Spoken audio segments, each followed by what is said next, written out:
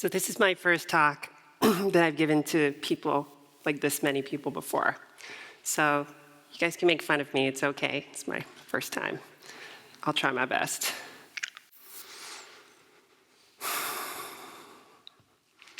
In this talk, I'm going to talk about change.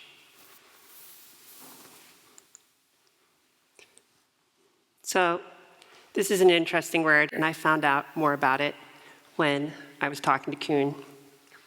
And he's talking about this idea of what is a designer?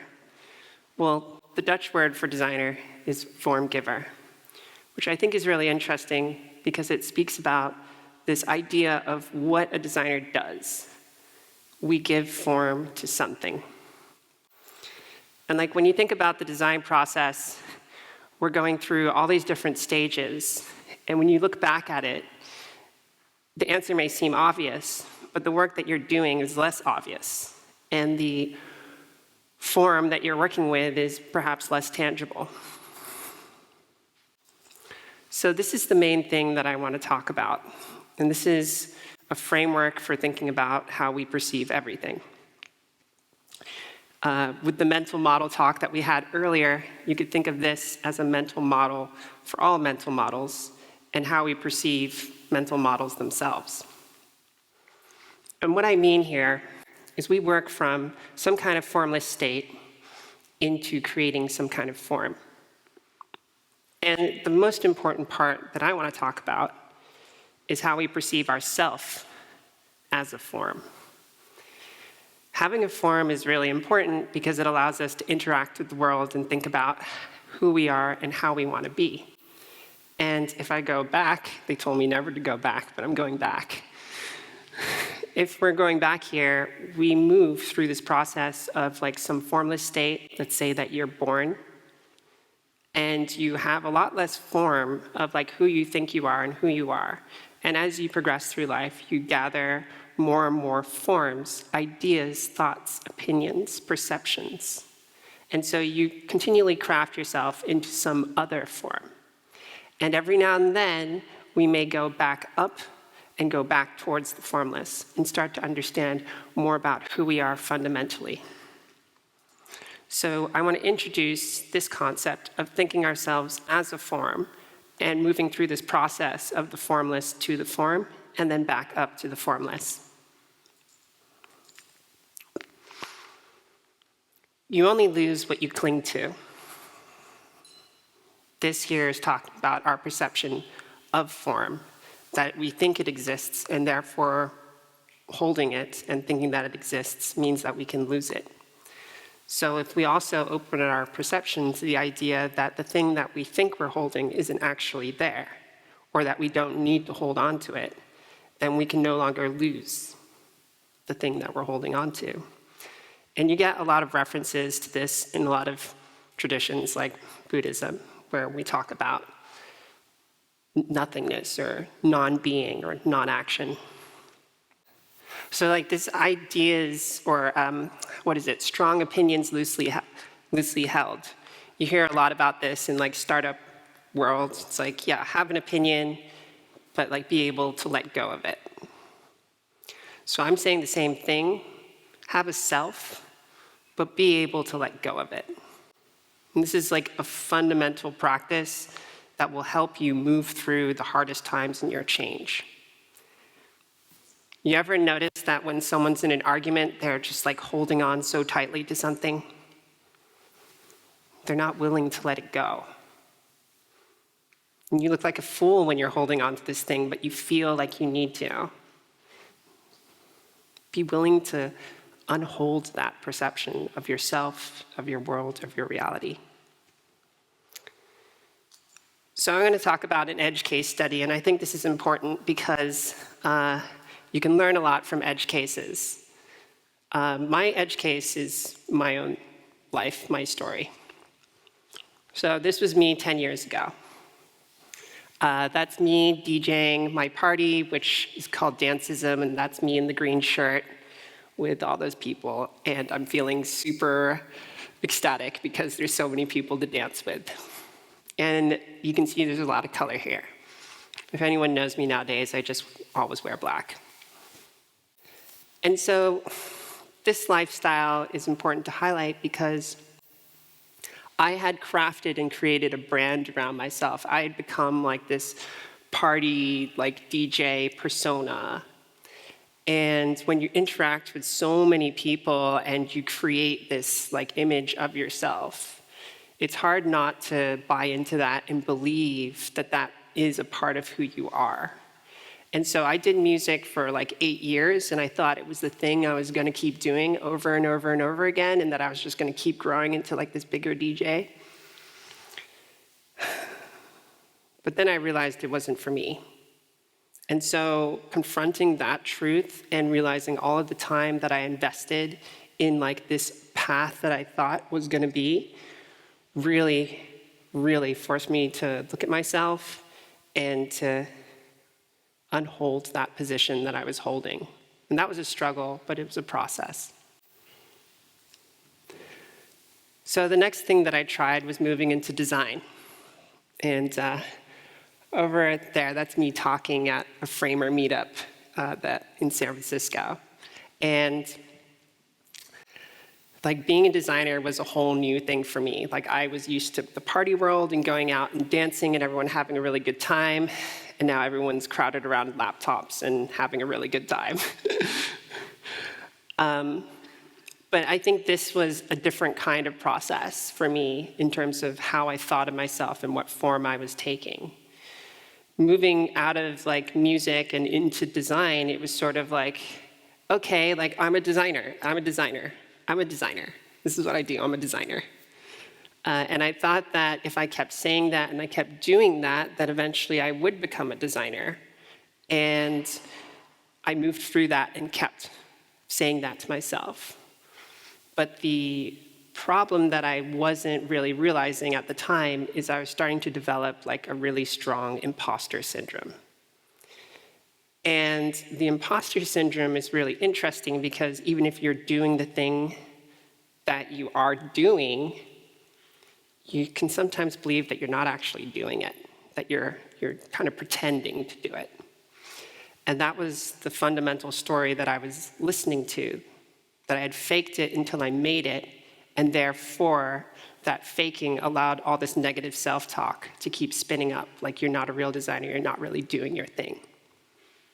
And so in this scenario, the holding was the holding of a story that was no longer valid, which is that I faked it. So re-articulating that story for myself and saying, no, you're smart, you spent a lot of time investing in this, and you made it, and you're being paid to do this, you must be a designer. In changing that story inside myself, I held on to, no, I'm faking it, I faked it till I made it. That's the story I had to unhold, and then replace it with something new. I'm gonna need a sip for this next one.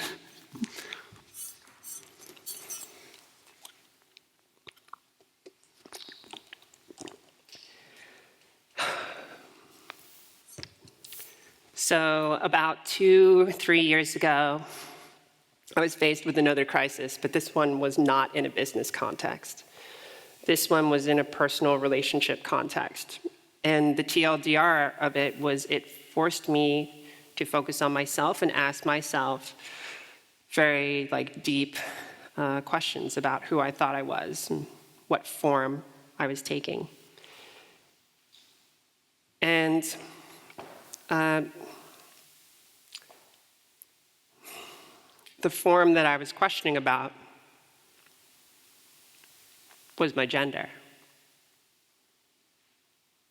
Had I been operating under the incorrect form that is fundamental to my own being? Am I operating under the wrong operating system? And that led me to explore this aspect, and I was willing to ask myself the hard questions. And it's easy to ask yourself the hard questions when you look back at your life and you imagine yourself about to die, and to say, what do I regret not doing? What questions do I leave unanswered? And with that as a perspective, I was like, I am not leaving this question unanswered. I am answering this question and knowing the answer with finality.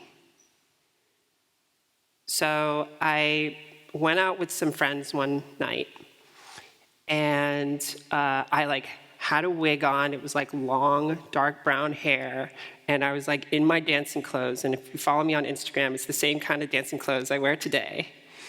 And I went out dancing. And in the clubs, I was having a really good time, and I was dancing with a guy, and he was perceiving me as a woman. And this was the moment that I had no idea was going to change me, but this was the moment. I went back to the bathroom to go talk to my friend. And in the bathroom, I'm there fixing my hair. And then all of a sudden, my eyes meet. And I see in the mirror someone else I do not recognize.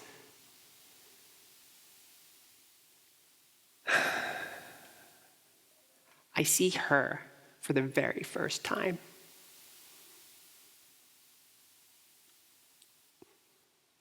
Now, you can imagine that is a shocking experience, to look in the mirror and imagine seeing someone that you do not recognize.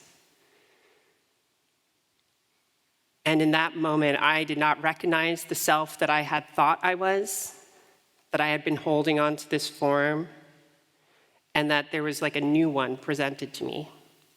And I happened to be in a space where I was not holding on to that old form tightly enough to allow something new to emerge. And in that moment, I knew my life was changed. I knew that I had opened the box that I wasn't sure if I should open, and I knew the answer to the thing that I wanted to know about. And so everything died in that moment, because I knew the end of one era and the beginning of a new. And that I would have to tell all my friends, I'd have to change my pronouns, I'd have to change my work life, I'd have to tell my family and face the risk of rejection of everyone. But that I would be happy, and I would be true. So I transitioned into a woman. And this has been something that I've been going through over the past year. I took hormones, and I changed my mannerisms, I changed my voice, I changed the way that I express myself, the way that I interact, the way that I move when I wake up in the morning. You don't really notice how much you reinforce your own perception of your own form until you start looking at the very core of what you think you are, and you start questioning that. Now, I'm not saying that everyone needs to change their gender, but what I am saying is we need to always question the form that we create for ourselves, and if it's the right fit for who we are, or if we're taking on a form of what someone else has told us to do or told us to think. And that my interaction that evening with someone who perceived me in a different form actually changed my own self-perception of my own form. And that the interactions with people creates your own perception of who you think you are. Yeah, so when I made this slide, I just bawled. I was kind of sick, and I was oh, I need to put these slides together. But then when I saw these stages in my life, these are really big stages. And I think what I mean when I say the secret to change is formlessness. I mean, the secret to change is understanding that you can be formless. And that by moving into some formless state, you allow the space for yourself to change shape, that you can be another form. And really simply, if you look at a bowl, your mental model of this bowl is that you put food into it. And that's a solid form of what you think it is.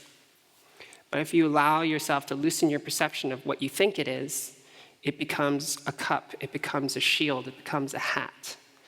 And so your ability to see the potential in the thing that's already there changes. Think of this relationship between moving between the form and the formless. The formless is the earth, and the form is what grows out of it. If you are so full of forms, using your phone, like me posting on Instagram, filling your life with so much stuff, you may not have space to actually grow anything new. And shedding the things that you don't actually want, or the things that have been placed onto you, allows you space to find new things to grow from. I tried not to use the water quote because everyone's heard it, but I'm pretty much talking about the same thing, that you can take any form, that you can be like water. And so this quote's talking about your own perception of the form. If you create a limitation, it will be your limitation. GitHub came through, and so this is just like an abstract version of GitHub where you like branch things. Who here is familiar with GitHub? Okay, awesome. So I won't explain too much, but here at the bottom you have the master branch.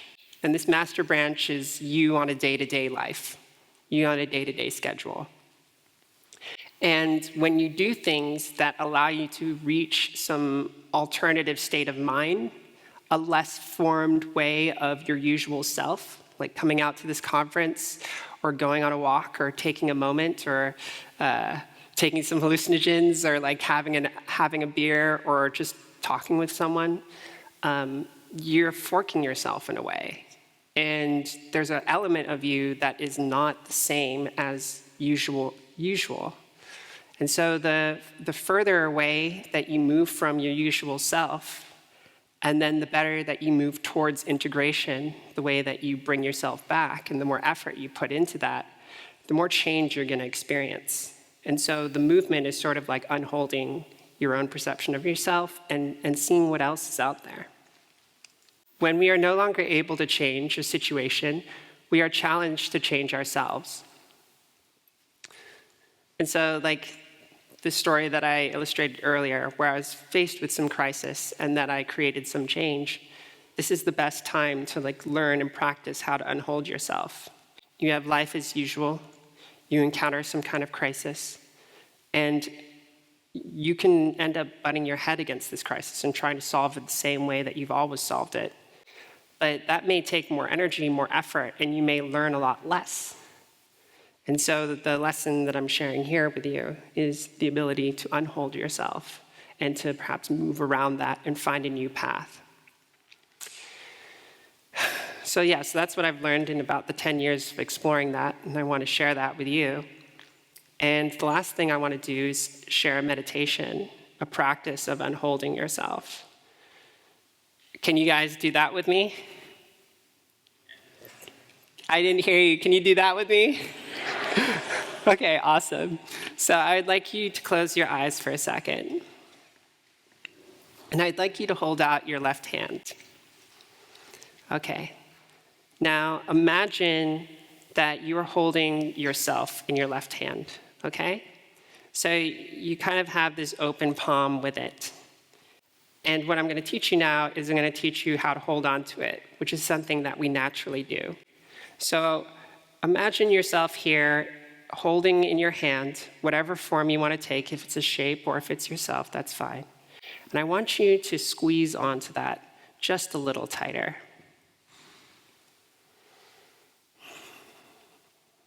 Okay, now just a little tighter. Hold on to that just a little more.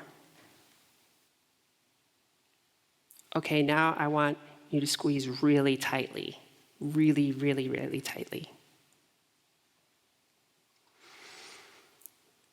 Okay, now let's return back to baseline. Now, I want you to focus on your breath. Keep your eyes closed. And start listening to your breath and allowing your breath to become silent.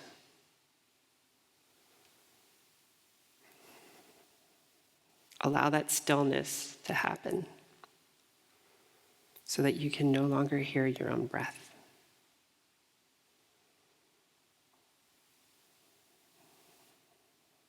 And now, instead of holding yourself, allow yourself to just be.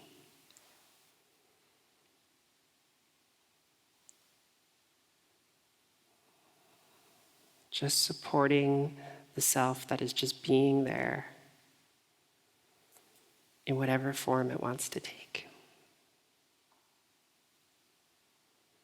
keep breathing silently.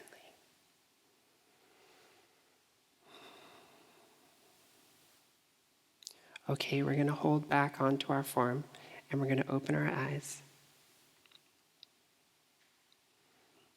Now, what we did there is we practiced holding on.